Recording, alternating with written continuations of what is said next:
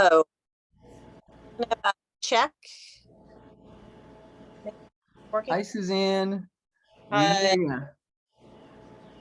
Okay, I'm just going to do some opening announcements and then I'll turn it over to you.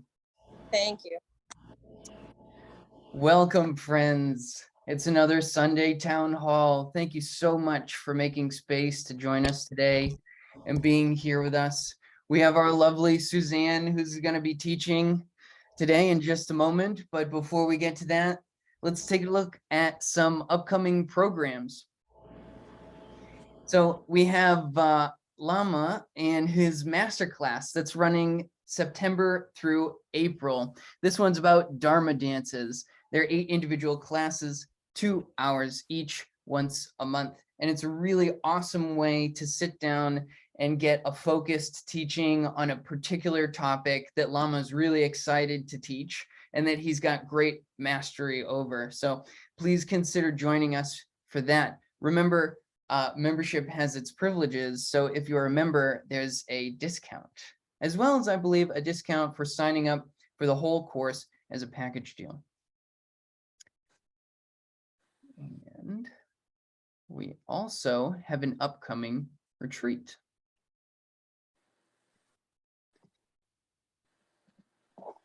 Which is a one-day live virtual meditation retreat, October 1st.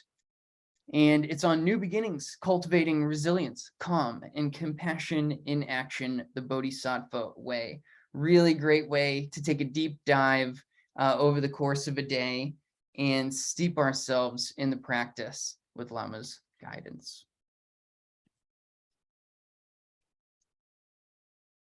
Wonderful. Excellent. Well, that's all on my part. Let's turn it over to Suzanne. Thank you, Alex. And thank you all. And my apologies for the delay in getting started today. A little technical difficulty on my end, which tells me that it is probably time to invest in a new laptop. So it's something I've been putting off, which many of you who maybe are challenged by technology sometimes decide to postpone those those investments. Well, I guess I can't do that anymore. So yeah, so welcome. So I've got the phone view, which yeah, doesn't look quite as attractive as I was intending, but you know, it's the way it is some days. At least I'm here, and I can't see all of you in quite the same way that I would like with the typical gallery view that I have on my laptop. So I'm going to have to just rely on my experience of you from all of those moments and just kind of the way the universe is going to talk to me today. So yeah. So again, apologies for the delay this morning. And yeah, welcome. It is a beautiful day here in New England. I don't know where you are, but it is gorgeous here. I am in my confined interior space to try and make sure that there aren't too many disruptions. Yeah. So I thought this morning that I'd really begin talking a little bit about gratitude. You know, it's not a new teaching. You've heard it before. Lama Roger, you know, weaves it into his offerings of late that he's shared with us. Lama Surya does it, you know, just by the, oh, isn't it a beautiful day? Isn't it a lovely day, even if it's pouring rain or cold outside? And it's that moment of gratitude. Here we are in this precious body in this birth, and really taking that moment to be thankful of the opportunity that we have. And I've really found that even just those couple of moments as I arrive in whatever practice space I'm in, which could be in my office or at the local library where I share, on my porch, or in my less than glamorous here a spot here in my bedroom in front of my shrine. to really take that moment, rejoice in the fact that I have this precious human birth. My eyes still work fairly well for my age. A lot of the organs still function just enough anyways, that I have this delightful opportunity to be here with you, to participate in so many activities in the world.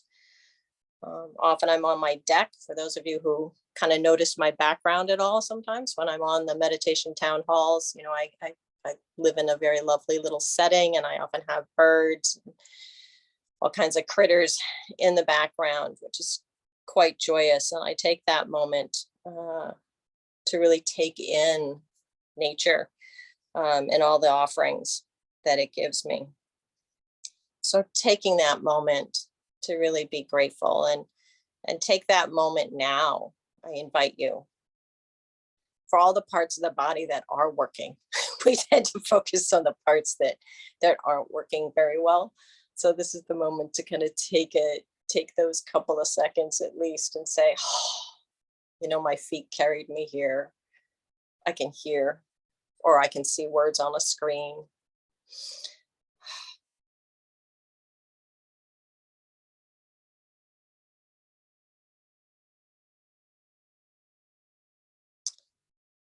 And I'm often taking the time right at the beginning of my sit to be grateful for the teachings.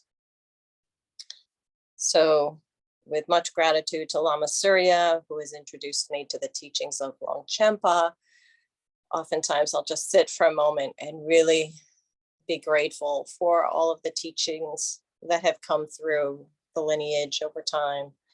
And there are many mornings. And in fact, as I was preparing this morning to be with you today, and I was sitting in that space of gratitude for the teachings, and it feels oftentimes like Longchenpa, who I've been kind of studying lately and just kind of exploring, so the teachings are just pouring in the top of the head and just nourishing me really right down to the core. And so for me, that gratitude is also that moment of grace for the teachings and joy for the teachings. And some people like to wrap up that moment of gratitude in like a formal going for refuge practice. Any way it happens for you, but grateful for that inspiration and for all that we've been given, the opportunities that we have. So you can just take a moment and think about or experience, really take in gratitude for the teachings in their varied forms.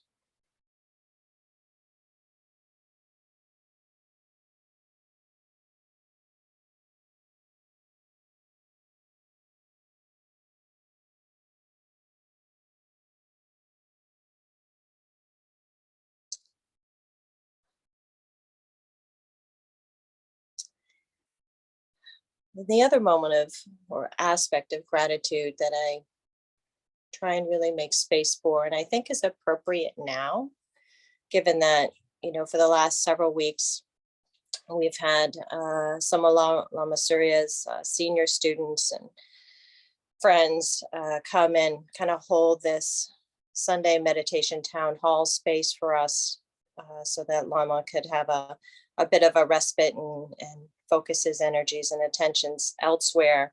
And so I'm really grateful for the offerings that we've had from our other practitioners along the way, the sharers of the way. Whether it's been Kelly, who I have to say, I feel like she exemplifies being there while getting there. She always warms and touches my heart and gives me some point of inspiration in my own practice.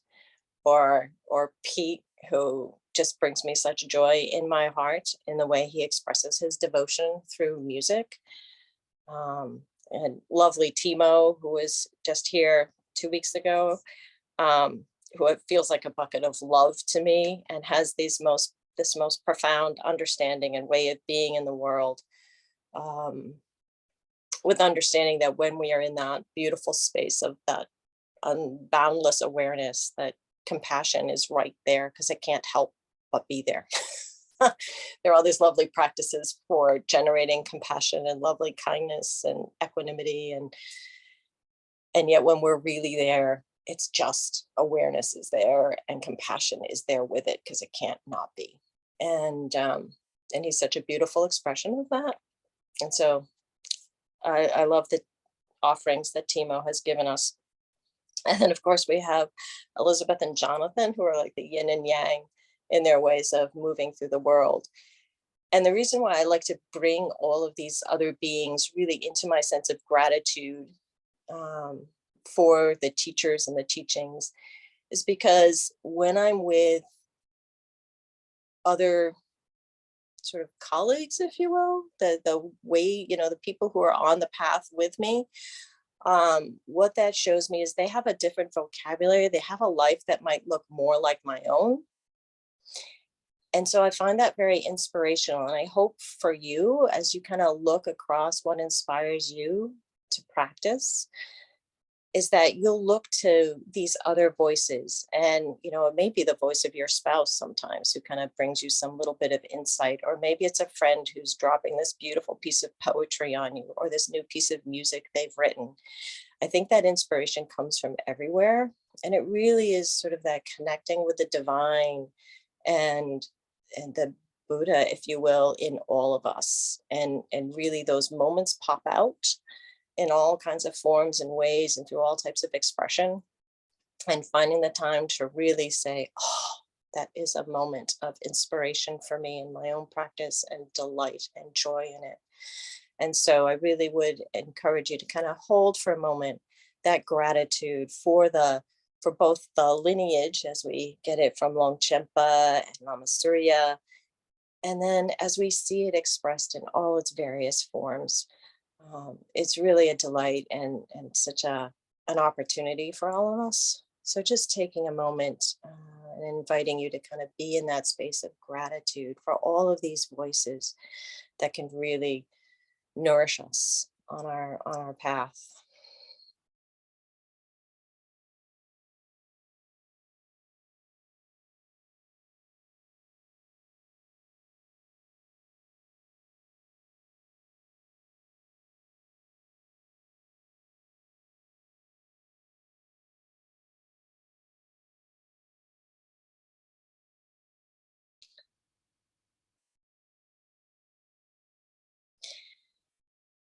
And then to not overlook what I think is so often overlooked, I think, is, Lama Surya always invites us to bow to the Buddha in our seat. And here's an invitation as we bow to the Buddha in our seat to really take that in the core, in the belly, and really understand what that means for us to bow to the Buddha in our seat, to really be grateful for this precious birth, for all that we're taking in, for all that we're sharing, and really acknowledge that as we have this gratitude for the lineage, for our, sharers of the way, for our Dharma friends, and for the others in our life who really are expressions of that Buddha peace, that divine peace, that we have to acknowledge it in ourselves as well and really bow to it and take that into our practice. Yeah. So taking a moment, really bowing to the Buddha in your seat.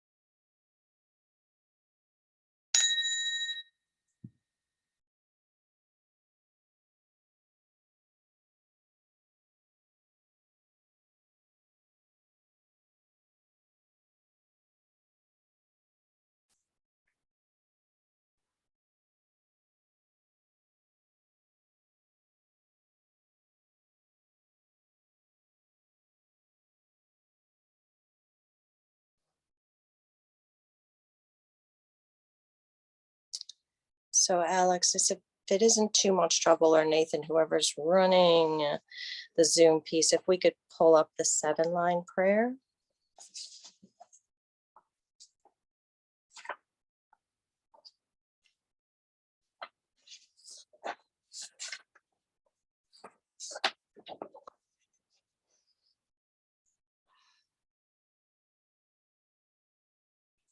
So some of you probably know I'm fairly new to the Tibetan, and I'm sharing this and gonna give it a go because I think it's important for you to see and know that it's okay if you don't get it quite right, and really just let your heart open in any way it wants to open, to be inspired in any way your heart is your heart mind is calling to you to be inspired. So that's my offering.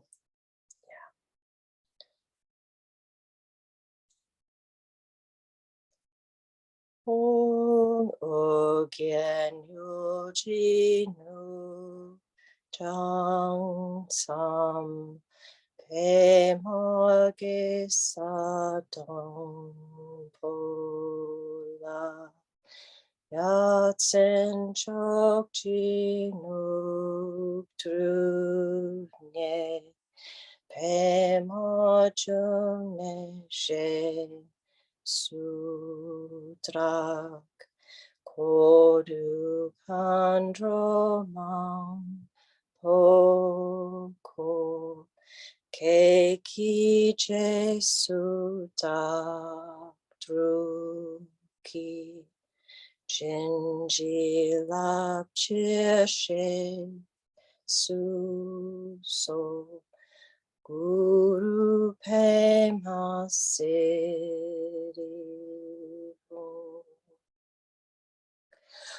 Om Hum Benza Guru Pema Siddhi Om Hum Benza Guru Pema Siddhi Om.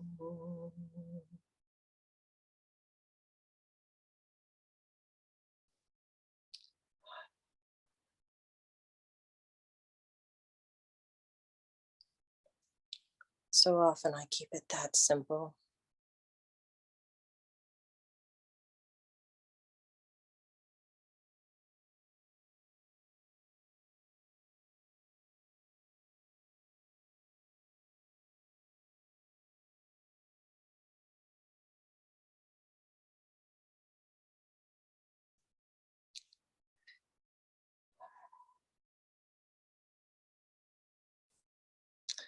So one of my go-to favorite kind of collection of pith instructions from Lama Surya is the just sitting, just breathing, just being.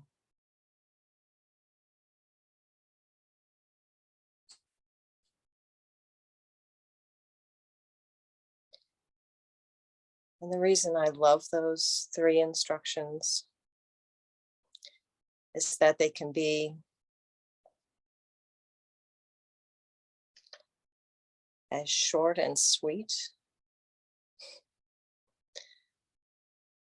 as needed or as required, or they can be as deep and rich as maybe my crazy mind needs in that moment.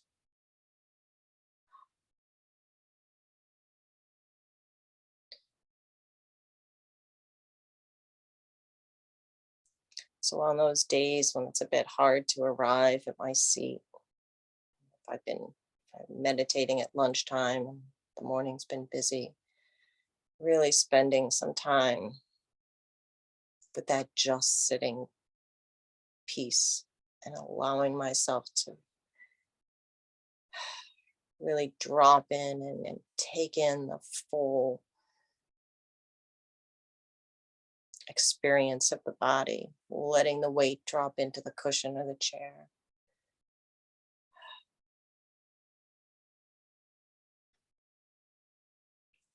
Remembering to notice my toes.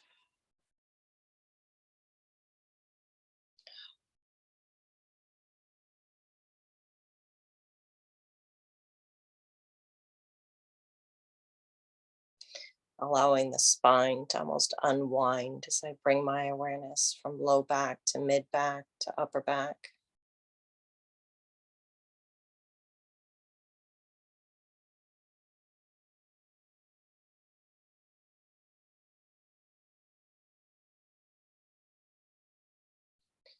I'm trying to get my head back on the top of my spine, not leaning forward.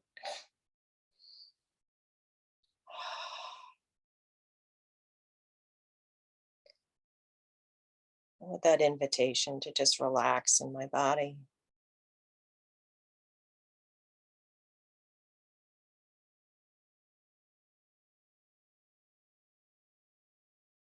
And to notice if I'm holding tension in my jaw, if the brow is still furrowed.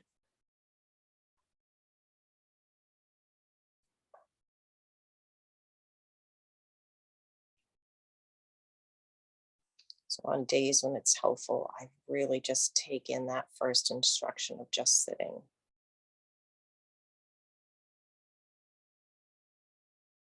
And bringing myself back to that place of embodiment.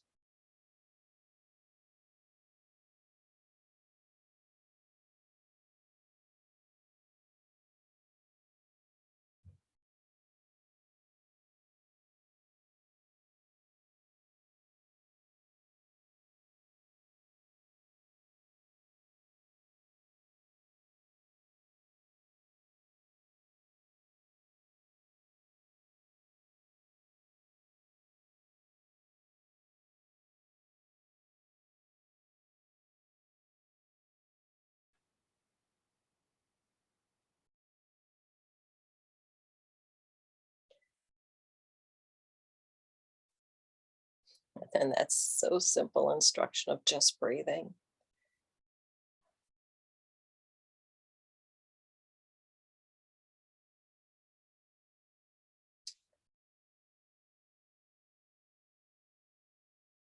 And that breath is such a helpmate.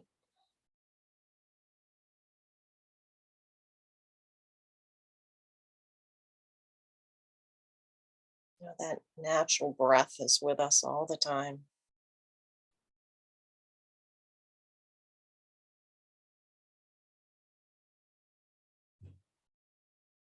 And so I know when the mind is really busy and if I'm struggling to kind of find that broad, open awareness, there's the breath.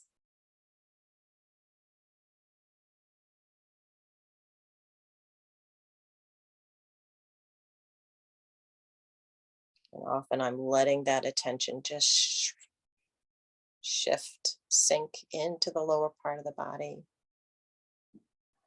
allowing a gentle, light attention to focus on the breath in the lower part of the body.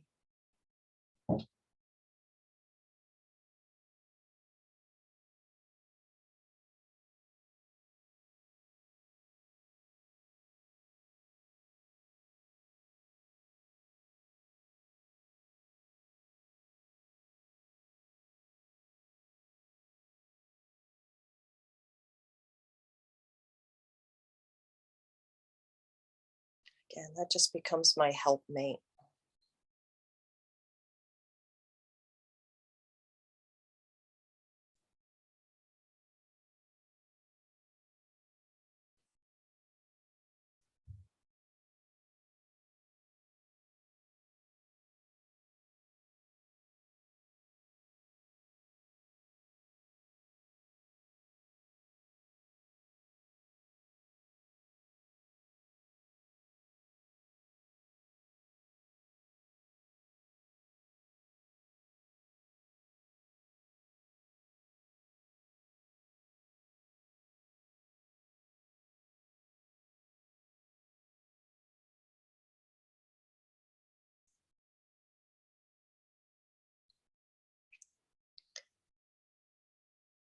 And so what I find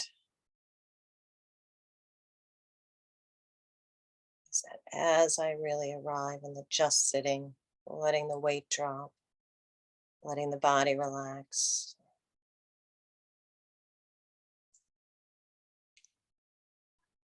and allowing the attention to rest gently in the lower belly.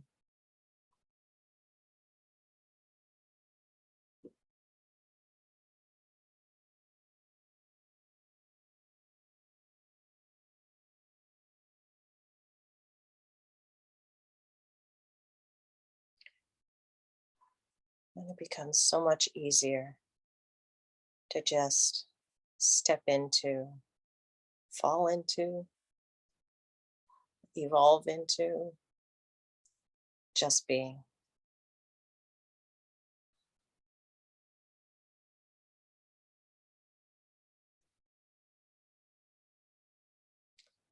Eyes open, ears open,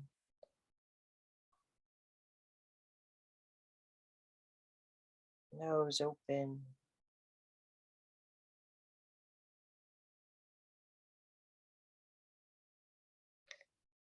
pores of the skin open,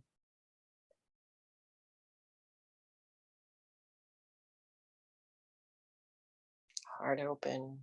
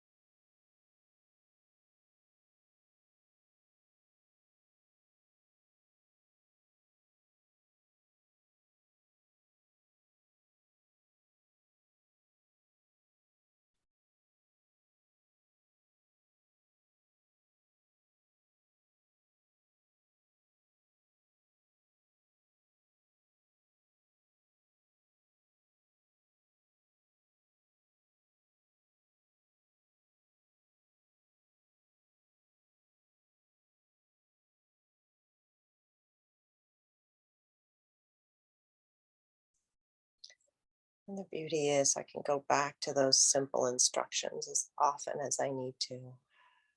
Just sitting, letting the weight drop into the cushion of the chair, letting the muscles let go of that tension, just breathing,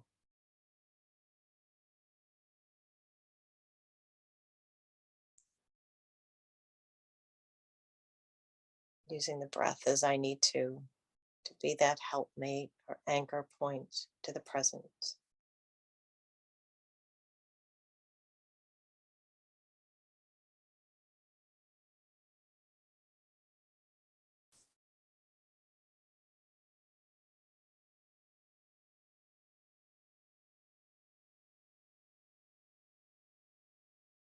And then just being, needing to hang on to nothing whatsoever.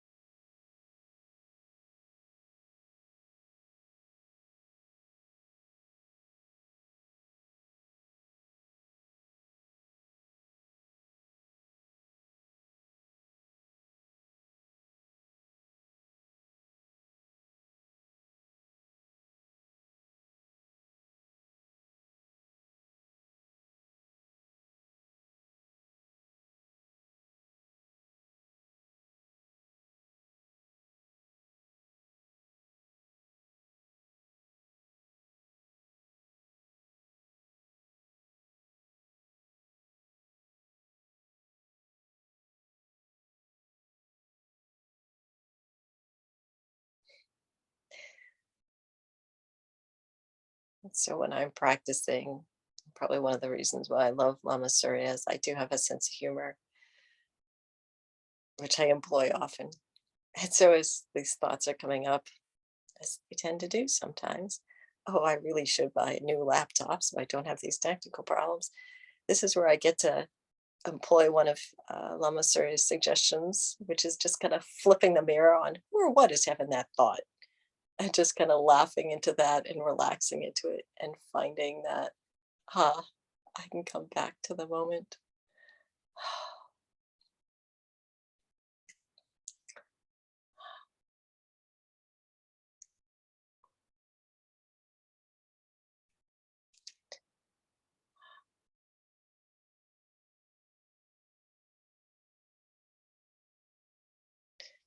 So it's without judgment and it's full of kindness.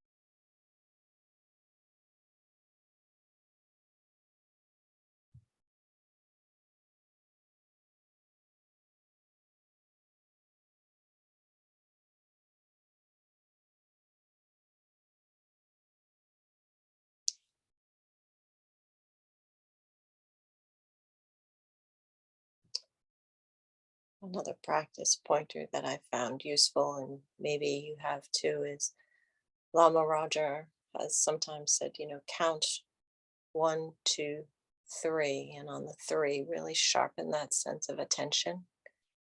And that I found to be sometimes very helpful. And then relaxing into that sharpness. Uh, Seems a little counterintuitive, but really sharpening the attention on the three and then relaxing into that sharpness. So I'll count. You can play with it. And really, that's what I always suggest. Just go explore, see what happens. So 1, 2, 3.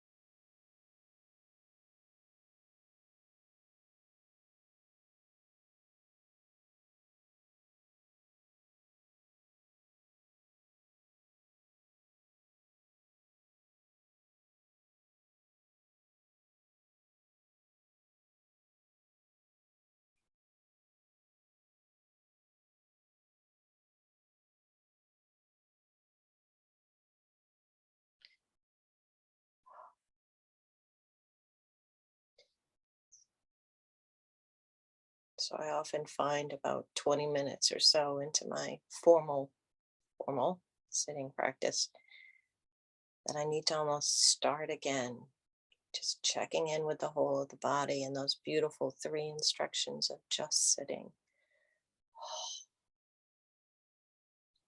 making sure that I check in with the whole of the body, that I'm still embodied in my practice. If I've got tension in the body somewhere, it probably means I was trying too hard to achieve some state of quiet. So there's your invitation to see if there's tension you're hanging on to somewhere, kind of see why. So that just sitting instruction, so helpful, at least for me, maybe for you. And then just breathing again.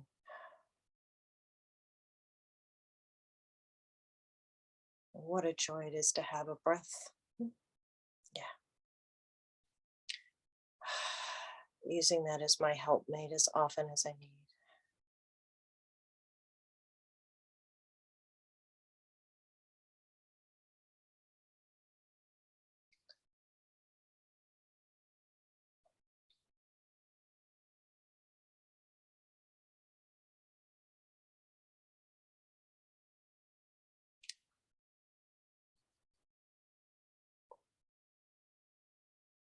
And then unfolding fully into that just being.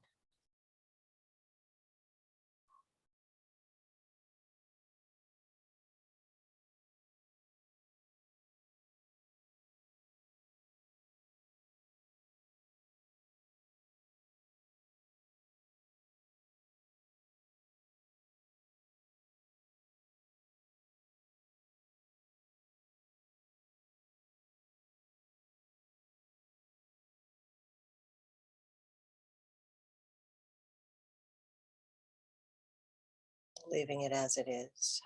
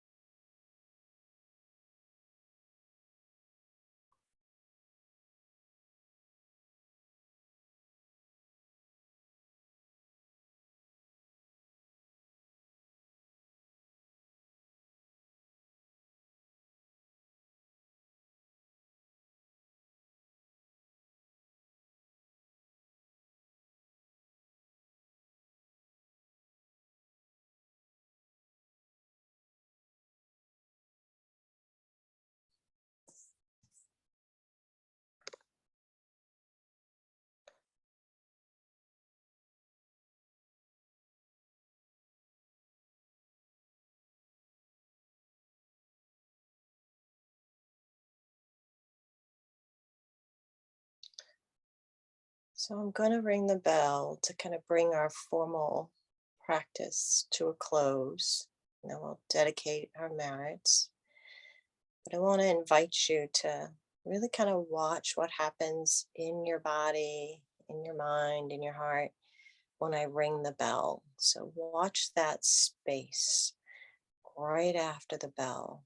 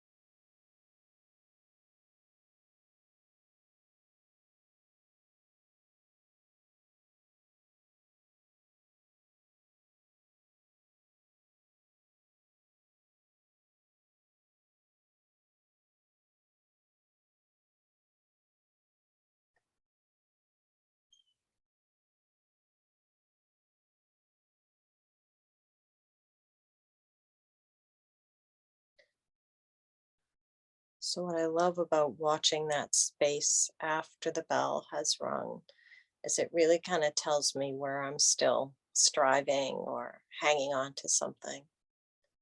Because when I'm given permission to end the practice, there's this little layer of relaxation that tends to happen for me. I bet it does for you. Like, I can stop making effort. And if that's your experience, well, you can explore why you're still making so much effort and seeing if you're making the right amount of effort in your practice or maybe too much during your formal sitting periods. So I always encourage folks to kind of look at what happens and what your experience is after that bell rings, because really, ideally, we're not going to need the bells, right? Or at least not so much. Yeah. So let's see if we can find, how about, I think it's page 13, dedication of virtue to complete realization.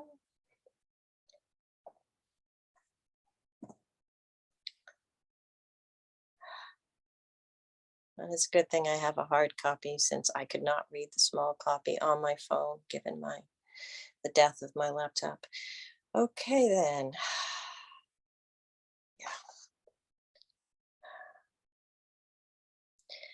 Gewadi nududak dzokpa chenpo drupkyune drowa chikyang malupa dei salagopa shok.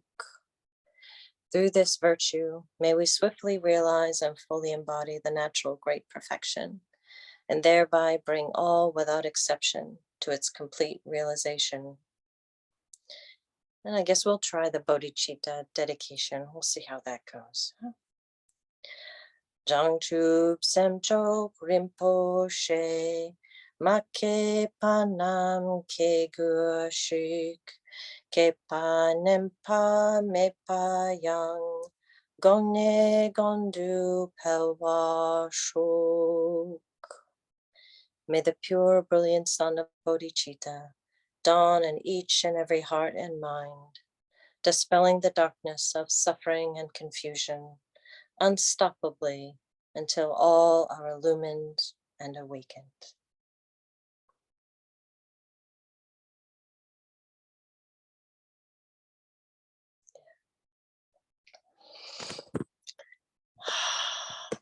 So thank you all for being here today. I was just looking to see if I've got, as it's really sad to say that it's 11:58. All right, so I'm just going to suggest to you, because I was going to read it, but it's on my phone.